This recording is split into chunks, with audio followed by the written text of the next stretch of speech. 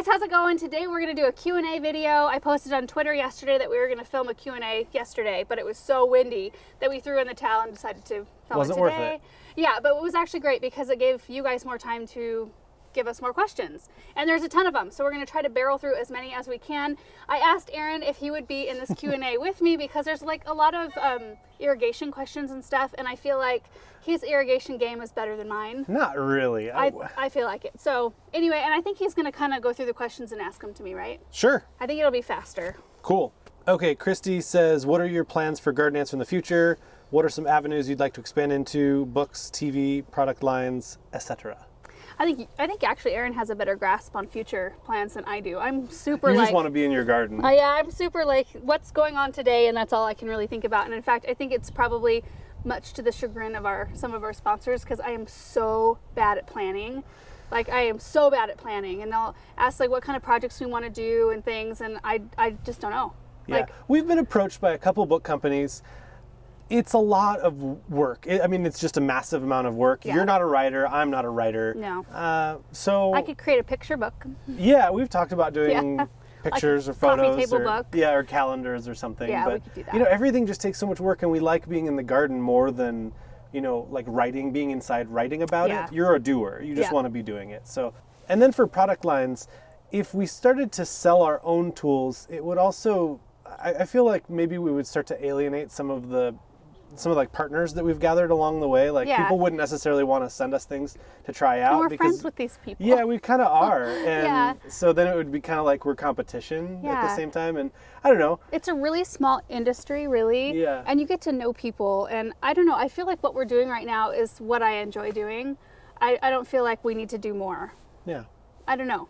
More about drip irrigation, emitters versus perforated hoses, what to use on larger planting beds, how often to water, for how long, etc. We've done a couple of irrigation videos and we're going to do a couple more. In very short, I use the brown tube with the emitters every 18 inches in beds where I've got tons of perennials. It's more efficient. I use straight vinyl tubing with individual tubes with emitters on like things like our arb hedge because I don't want to waste water, so I can direct water exactly where I want it to go. Mm-hmm. And then depending on where you live, how much to water and how often is completely dependent on where you live and what your weather's like. So how much precipitation you get each year versus some people not. ask me like for potted plants outside, how many cups of water do I give it every day? Yeah. And I'm like, I don't know. It's so subjective. This is a great question. Where do you start when designing an area or garden? Why do you laugh? Because I feel like that's something you're like, no, I don't want to, I just want to do it. I hate designing landscape things like on paper. I hate it. That was one thing at the garden center I did not want to do, was design people's landscapes, because I like to just start with one plant in one of my areas and then build from there. I'm a horrible big picture person. Like I want to be better. I want my garden in the end to feel like it's a cohesive, like I feel like if I stay within my own style, the whole thing will be cohesive in the end. But I wish I had this grand plan where I could say, well, in this area, I'm going to do this eventually. But that's just not how I do it. I start with bone structure first. So I always do evergreens and trees first, and then I go to larger shrubs, and then I go to perennials, and then I go to annuals. So I start with the most permanent stuff first, and then I work my way down. That's the best answer I can give. What about concrete? Oh, like statuary and stuff? How do you fit that in? Just where I want. Oh, sounds good. It's like sometimes there's natural openings, and that's where I feel like concrete best fits, unless it's an uber formal garden, which we do have, but the concrete pieces were already there. And I like the placement of most of the pieces. We're going to change up for side garden eventually and do something amazing. So I do kind of have a plan for that garden, I guess. How do you edge your grass? So personally, I use a straight shovel to edge, and I just manually go out there and do it. It's a pain, but it makes everything look so good. You can also take a trimmer and turn it upside down to where the blade is vertical, or straight up and down. Strings? Is it strings or blade? So we recently got a DeWalt trimmer, and it's actually great for turning upside down because it's not gas. So you don't worry about like exhaust blowing in your face. So that's an option too. I need to try that. I've never done it with a machine before. Yeah, it works pretty well. What is your most anticipated moment in the spring growing season? My most anticipated moment. I have so many moments. I know what it is for me. What is it? It's just like colorful annuals. Oh. Once they're at a certain point in the spring or summer, you'll go outside and just like, oh my gosh, they've arrived. Like they look so good. For me, I think there's a moment in the spring where everything looks fresh and beautiful, and the tulips are in bloom. We've got some colorful annuals going, and there's like 1 week where I feel like I'm in control.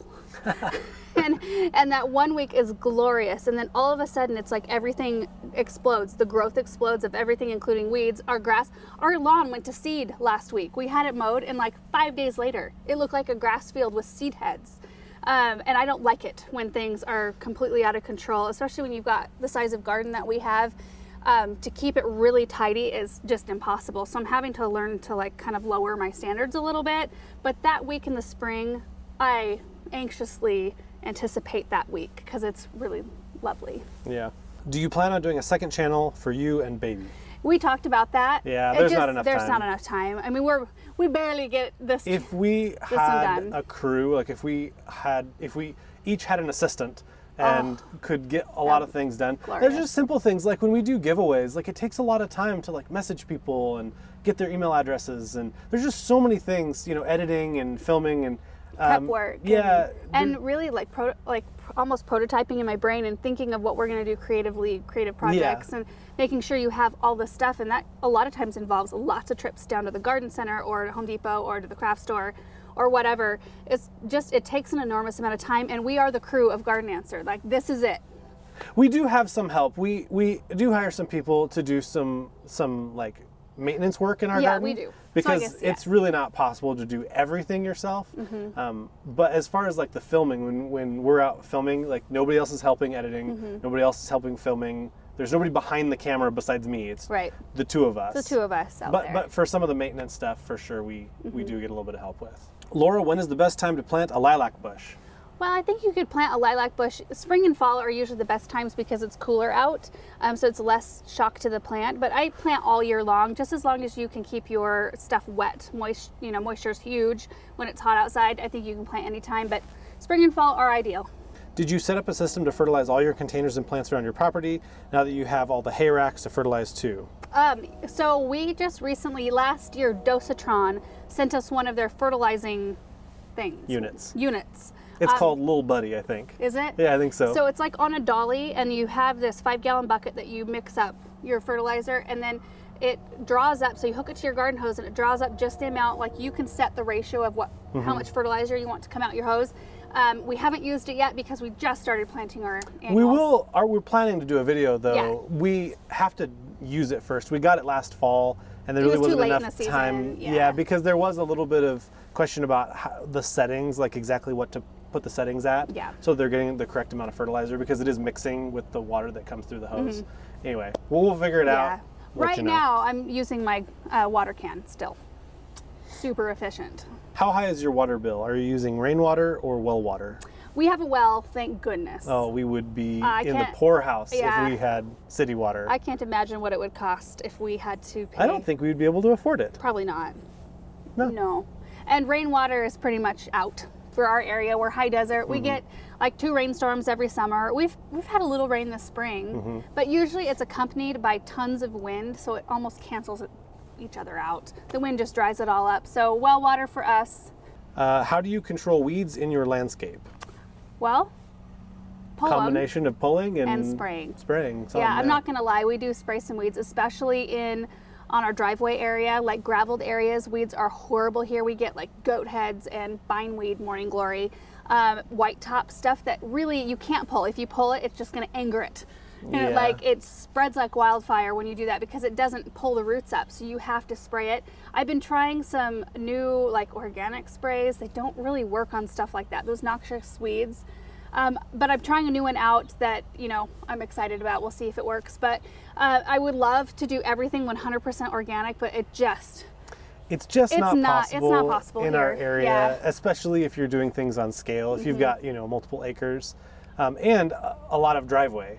Yeah. Where it's not near anything else. You're not planting anything. It's just, gravel. If we had the time to go out and hand pull them, or if we could afford to hire a gardener to come and keep them all pulled, that would be wonderful, but it just isn't reality. Do you have any pictures of how your garden looked when you first moved into your home, and do you plan on painting the iron arch that's by your new water fountain? We have video of when we first moved in here. Yeah, we did like a 3-part or 4-part tour. We did. We'll link them down below, but you can see what it looked like when we moved in. We've done a lot of structural changes. The tours weren't that good though, from what I remember. Really? Yeah, that was back before I used a stabilizer and I was just holding the camera by hand and it was really shaky. That's okay. Yeah. You'll get the gist by watching those. So you can see what the garden looked like. The iron arch out by the new fountain, is that what? Yeah, out here. Oh, no, I'm not painting that. It's meant to be white, kind of like Rusty kind of? Yeah. white. Yeah, I Like really, guaranteed to rust? Yeah, I love the way it looks out there. And I've got a lot of black going on in the garden, and more now that we have the black garden fence around the vegetable garden, and I want to add some more black accents, but I really like that white arch out there. Do you move your perennials, shrubs, or trees, zone 5, that are in containers to your greenhouse? Boxwood, Japanese maple. Nope. They look good too They this look year. good. We had a mild winter this year. It's too much work to move most of my potted stuff. If it's in a small container, I'll move it in. But like the big Japanese maple on our patio by the kitchen doesn't move, and it came back glorious this spring. Everything else I left outside this last year, it did really great.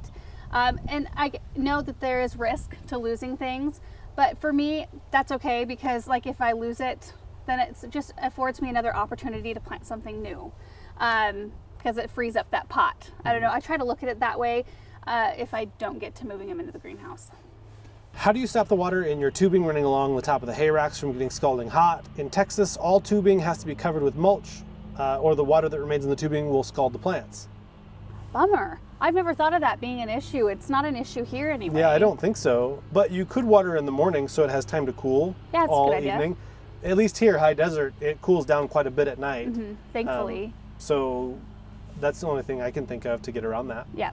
While we're on the subject of hay racks, there were a lot of questions that came in about how I placed them on the fence. Like why I didn't face them toward our house, why I faced them out toward the pasture or a neighbor's house instead. Which is actually the way I thought it should have been done originally. Yeah. The reason why I faced them the way I did is because you see them when you're approaching our house. And I wanted it to be this grand, beautiful entrance, because our lane that comes down to our house is actually quite long. You see it for quite a distance before you actually reach it. And I thought, how beautiful would it be to see this huge bank of beautiful, colorful flowers instead of having them faced in, which you'll see them eventually from both sides really well, because those flowers that I put in there will grow like crazy and it'll envelop that fence. But I didn't want to see the infrastructure from the entry of our house. Also, I didn't want to face them in because I didn't want to neck down our driveway. That gravel that you see lining the fence is actually our personal driveway that goes around our house. It's not a road. So I think that was a little confusing because we didn't really show a backed up look at how you look at it, but we will. We're actually getting a little bit of gravel put in front of the hay rack so that it looks nice and clean and tidy. As soon as that happens, I'll get some drone shots and show you what it looks like. It's pretty, it'll be make good. sense to you guys when you see it in perspective. Last couple questions. Who does your hair? It always looks so nice. Oh, Jennifer Day does my hair. It's been a while because of the baby and stuff. I need to trim real bad, but and then I do my hair, and the reason why it looks the same all the time is because I don't really know how to do it. I only know how to do it one way. That's all. Are you going to the Grand Garden Show? Not going to the Grand Garden Show this year. We decided to take a year off from most of our traveling because we wanted to be home. We wanted to be with Benjamin. I honestly didn't know how it would be like transitioning into motherhood and having a baby and how that would affect travel. I imagine it's a lot more stressful to travel with a baby than it is without. So anyway, no Grand Garden Show for us this year. We'll see about next year. Okay, last question. How has it been with watching Benjamin and getting work done? Does he do daycare or a sitter at all? Okay, this spring has been interesting. A whirlwind. Yeah, it's been really hard. It's hard to get stuff done with a brand new baby. I think we're figuring it out, and I want to be with him. That's the hard part. Like, I like what we do. I enjoy it, and I wouldn't want to not do it because it is very fulfilling. I love to make videos. I love to be in the garden. Love to get to know you guys better. But I also want to be with him a lot, and for that reason we keep him home. He doesn't go to daycare. I'm very thankful for the support team we have around us. When we're working, like right now, he's inside with a sitter. We know a family that has 3 teenage girls who are very sweet, and we've known them since they were babies. So we trust them, and we've got 2 nieces that are actually young teenagers as well that help us out a lot. And if he's not with one of those girls, he's with one of the grandmas. So, I mean, we're just so thankful. Every day it's a little different for Benjamin. He gets to see somebody new usually, and they only usually come for a few hours, and then the rest of the time we shift it. So We set 2-hour alarms, and I come outside and work for 2 hours. My alarm goes off. I go inside. I watch Benjamin for 2 hours while Aaron does stuff like you edit or correspond with people or whatever you need to do. So it makes for really long work days, though. But it's good.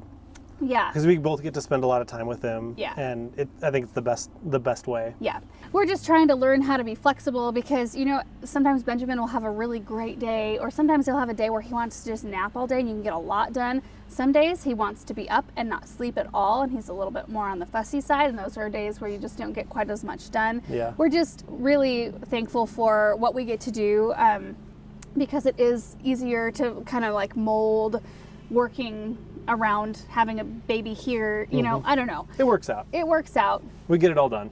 Somehow it works. Yeah. Anyway, so that's it for this Q&A video. For those of you who we didn't get to answer your questions, I'm really sorry. Otherwise, the video would be too long. Like way too long. So we just scrolled through, grabbed like some of the first questions we saw, and there you have it. So hope you guys enjoyed this video, and we will see you in the next one. Bye. Bye.